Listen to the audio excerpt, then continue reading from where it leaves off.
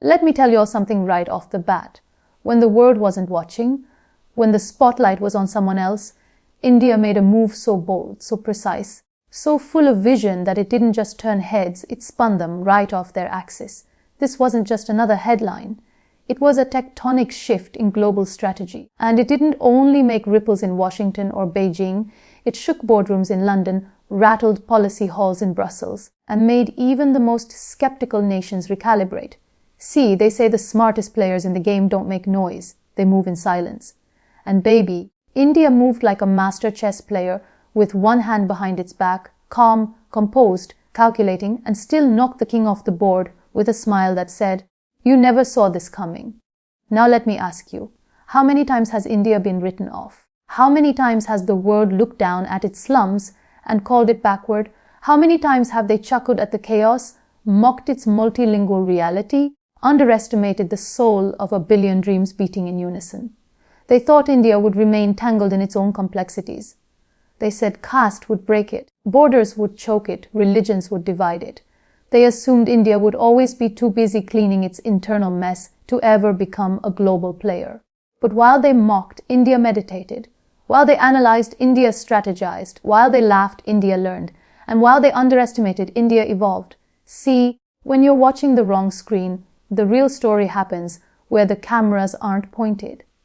That's exactly what India did. In the middle of geopolitical theater, while the West was busy spinning in its own web of interventions, proxy wars, and inflation spikes, India dropped a masterstroke that didn't require applause. It required attention. Not because it was loud, but because it was effective. Because it made the world realize they were no longer looking at a player. They were looking at a power. And the reason it hit so hard isn't because the world didn't know India had the muscle. It's because they didn't believe India had the courage to flex it. But courage, grit, perseverance, that's been in India's blood since before the modern world even had maps. You have to understand this wasn't a reaction.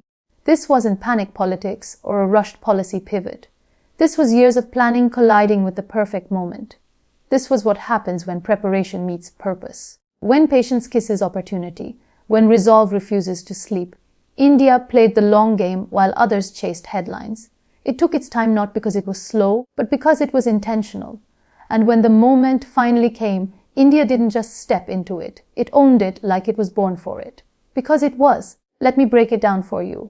While America was busy playing world police, imposing sanctions, running covert operations, and juggling internal division, and while China was drowning countries in debt traps disguised as development loans, India was busy building something entirely different. India was building relationships, not shallow transactional deals, but meaningful, mutually beneficial relationships that could stand the test of time and ideology. Strategic partnerships rooted in trust, trade routes rooted in necessity, defense deals rooted in equality, space collaboration rooted in innovation. It wasn't just building bridges, it was building entire blueprints for a new world order, quietly, deliberately, diligently. And the beauty of it, India didn't brag, it didn't make noise, because India understands something the modern world has forgotten. Real power doesn't need to shout. It doesn't need likes, shares, or trending hashtags. Real power is built in silence, under the radar, in the shadows of loud empires. And that's why it lasts. India didn't try to outmatch the West missile for missile or dollar for dollar.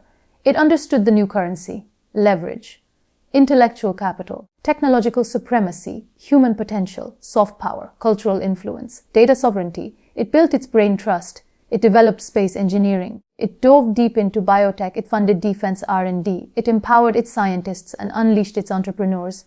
And what do you know? Suddenly, the top tech firms in the world, Amazon, Google, Microsoft, were being run by Indians. You think that's a coincidence? That's not a lucky break. That's generational preparation meeting a global shift. That's what happens when you stop asking for permission and start building your own foundation. India didn't just break into the global system. It became the system. It didn't just adapt to the algorithm. It rewrote it. And once that happened, the narrative flipped. Nations that once dismissed India as a chaotic democracy were now calling it a stabilizing force. Countries that refused to share technology were now lining up to sell and collaborate. Corporations that once saw India as just a labor market were now recognizing it as an innovation hub. Suddenly, The entire world realized this isn't the India they read about in outdated textbooks. This is a new beast. And that beast isn't growling for attention. It's commanding it. Now let's talk military. Because for decades, India was painted as a reactive power. But what they didn't see was the slow, quiet transformation happening beneath that label. BrahMos missile deals, domestic fighter jets, drone programs, indigenous aircraft carriers, submarines, anti-satellite weapons, and then came the export push. India didn't just beg for defense tech anymore. It built its own. And now, it's exporting it to the very countries that once refused to sell to it. That's poetic justice. That's strategic revenge. That's power flipping the script. And while all this was happening, India made one of its smartest moves yet. It stopped chasing Western validation. It stopped waiting for applause from the elite press, the think tanks, the Ivy League analysts. It stopped begging for approval and started writing its own playbook. Rejected global narratives that were biased, confronted media that was skewed, and began shaping a discourse that prioritized Indian interests, Indian people, Indian identity. It stopped asking for a seat at the table and said, "We'll build our own damn table." And baby, once you do that, you don't worry about who's sitting where, you host your own summit. While Europe scrambled over gas shortages and America played chess with OP ice, India redefined the energy game. It diversified suppliers, signed oil deals with countries the West boycotted, paid less for more, and kept its economy steady. And that wasn't just economic genius. That was negotiation with dignity. That was strategic autonomy in action. That was a masterclass in energy diplomacy. And don't even get me started on space. Because while the big names were spending billions to get to the moon, India did it on a budget smaller than some Hollywood films. Chandrayaan didn't just land on the moon. It landed India's flag on the map of nations with true cosmic ambition. That wasn't just scientific. It was symbolic. It declared to the world, we're not behind. We're just taking a different route. And sometimes the different road gets you further than the crowded one. But let's zoom out now. The move that shocked the world. It wasn't a flash in the pan. It was decades in the making. It was years of setbacks that became lessons. It was centuries of being underestimated that became fuel. It was a new mindset. A mindset not seeking charity but commanding respect. This isn't the India of the 90s begging for IMF loans.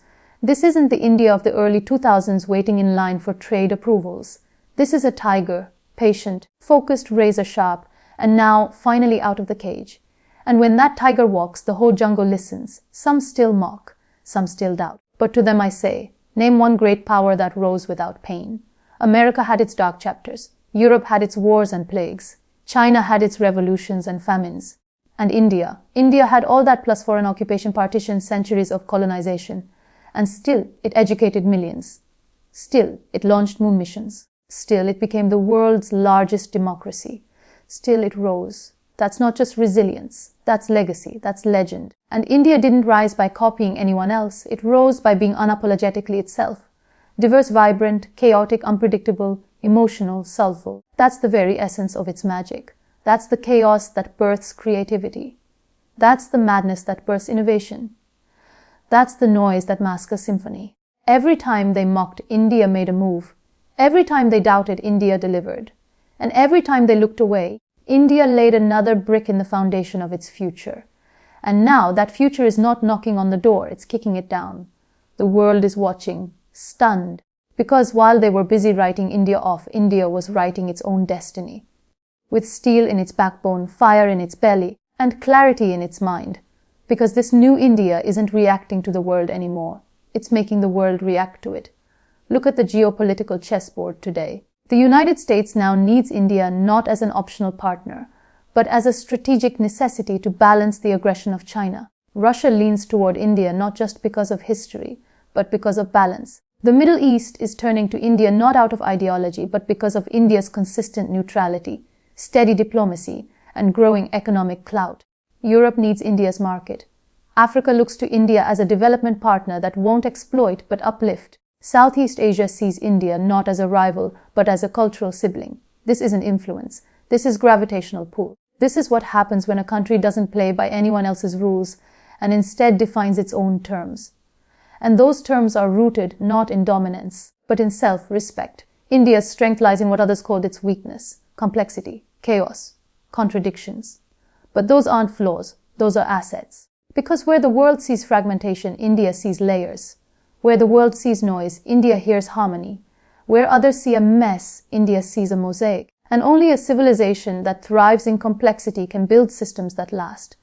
Only a nation born in diversity can manage diplomacy in a world that's rapidly dividing. India didn't need to erase its identity to be accepted. It amplified it. And now that cultural identity is being exported. Bollywood isn't just entertainment anymore. It's soft power. Yoga isn't just exercise. It's a way of life that brings in millions in wellness tourism and positions India as a spiritual guide. Ayurveda is redefining health beyond pills. Indian cuisine, Indian festivals, Indian clothing, Indian design. These aren't just cultural exports, they're influence. And in a world searching for meaning beyond consumerism, India's ancient wisdom is now being seen as the missing piece. India's rise is also psychological. It's the shift from apologizing to asserting, from waiting to leading, from listening to telling. The country that once waited for IMF certificates and Western validations now writes its own economic playbook. Digital infrastructure like UPI, Aadhaar, and Jan Dhan wasn't imported. It was invented in India for India. And now it's being showcased globally as a model. Imagine this. Villages in remote parts of the country connected to real-time banking, digital health services, educational platforms. That's not just progress. That's transformation. While developed countries still struggle with fragmented systems, India built a digital spine that supports 1 billion people. That's the kind of leap that doesn't make headlines every day, but becomes history later. India's foreign policy has matured into something the world didn't expect: calm assertiveness. It's not aggressive, but it's immovable.